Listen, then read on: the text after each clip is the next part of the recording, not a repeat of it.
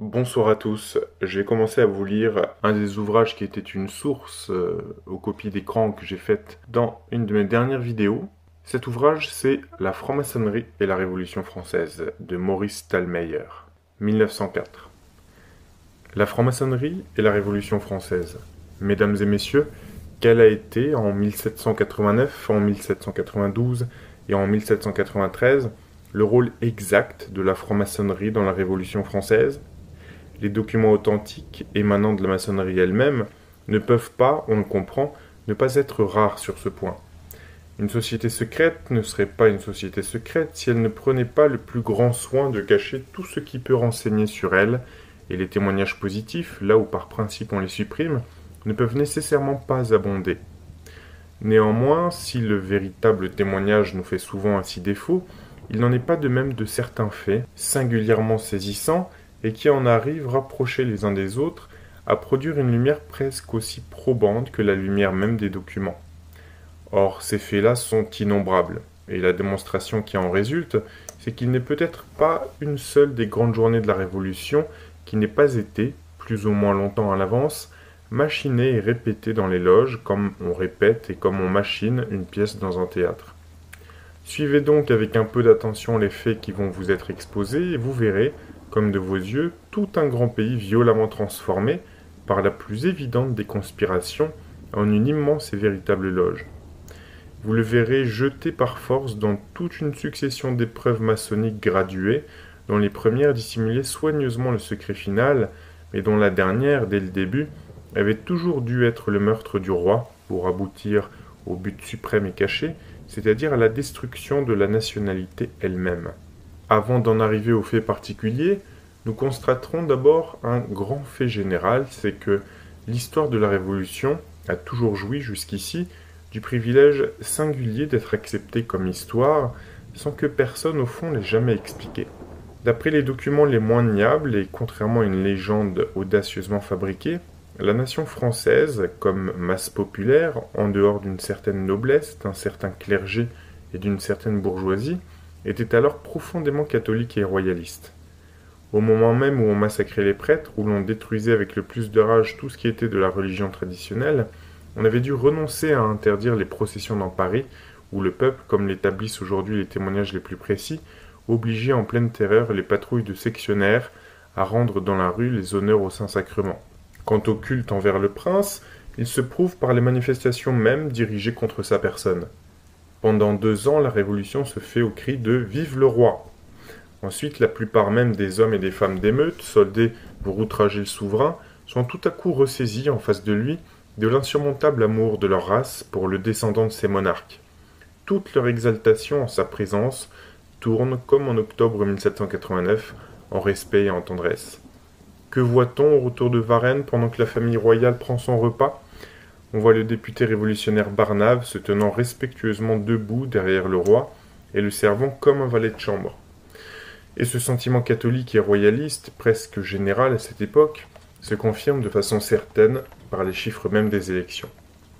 Dès 1790, les ennemis de la religion et de la monarchie ne sont plus élus partout que par le 10e, puis par le 15e, puis par le 20e des électeurs. Taine constate à Paris, aux assemblées primaires de 1791, un an déjà avant le 10 août, plus de 74 000 abstenants sur 81 200 inscrits. N'est-il pas rigoureusement vrai, en conséquence, que la Révolution, considérée comme mouvement national, ne peut pas s'expliquer? On comprend une nation comme l'Amérique, chez qui la domination anglaise est impopulaire et qui s'en débarrasse.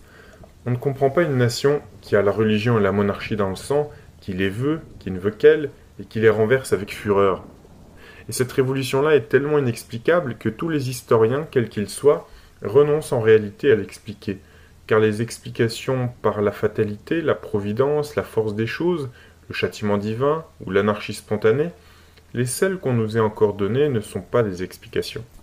Nous sommes donc bien devant une inconnue, devant un X, et ce qui ajoute encore à l'énigme, ce sont ces révolutionnaires en nombre infime, qui ne sont pas 10 000 électeurs sur 100 000, qui ne représentent pas la France, et qui avec cela non seulement appellent leur révolution la Révolution française, mais lui attribuent encore en outre un caractère universel. Ils ne sont même pas la nation qu'ils disent être.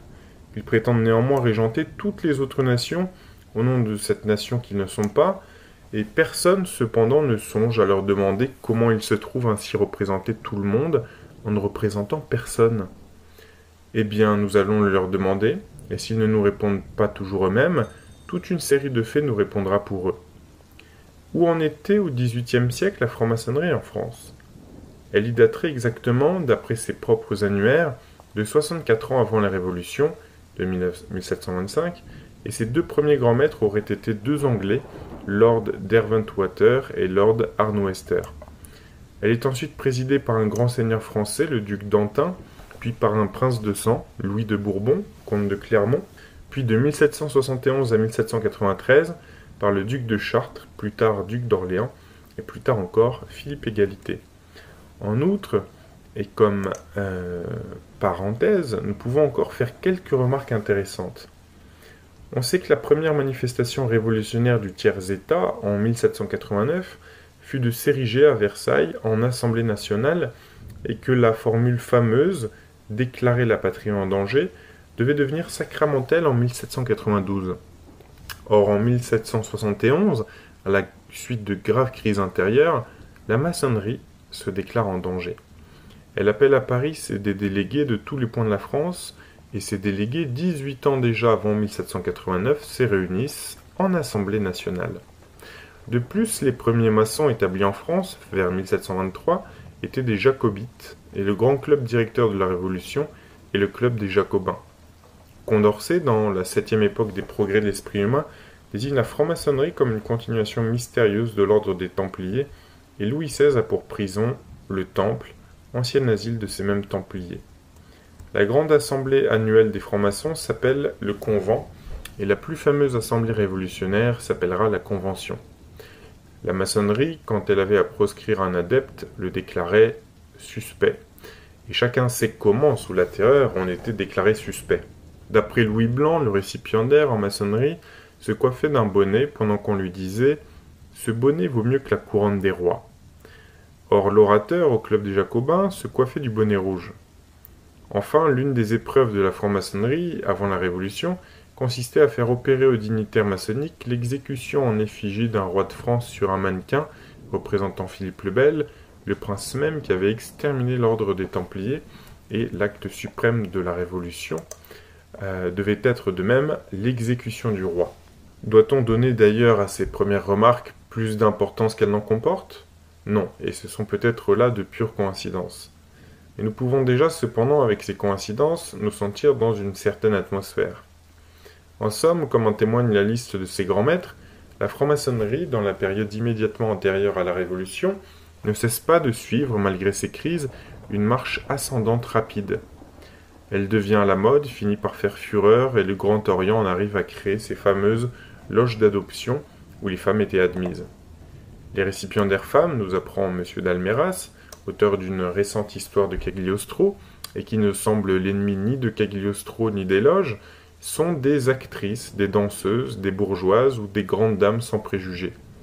Alors, en résumé, la franc-maçonnerie, au moins en apparence, consiste surtout en bals, en banquets, en démonstrations de bienfaisance. En 1775, la duchesse de Bourbon recevait le titre de grande maîtresse de toutes les loges d'adoption de France.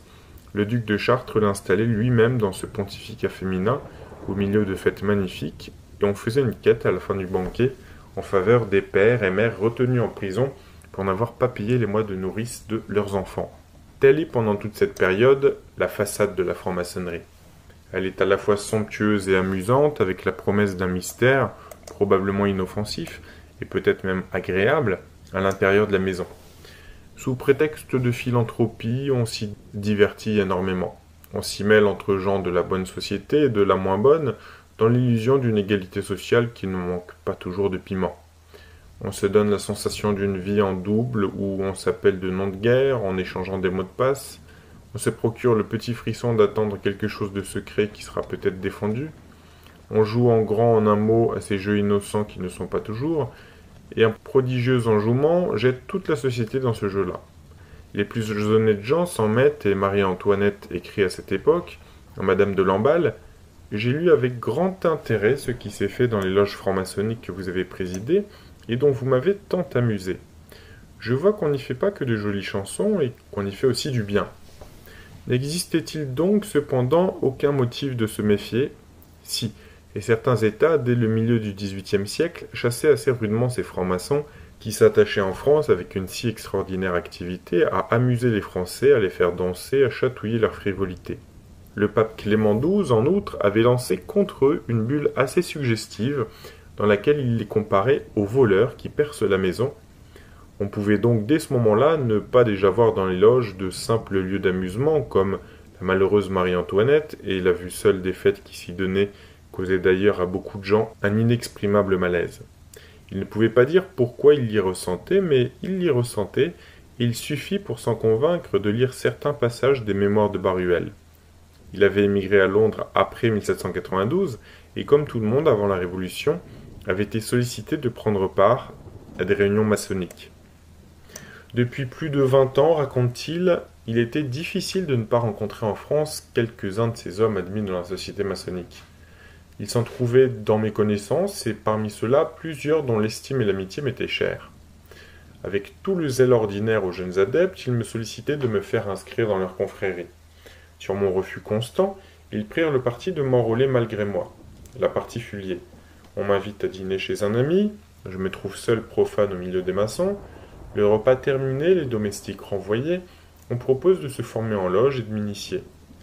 Je persiste dans mon refus et surtout dans celui de faire le serment de garder un secret dont l'objet m'est inconnu.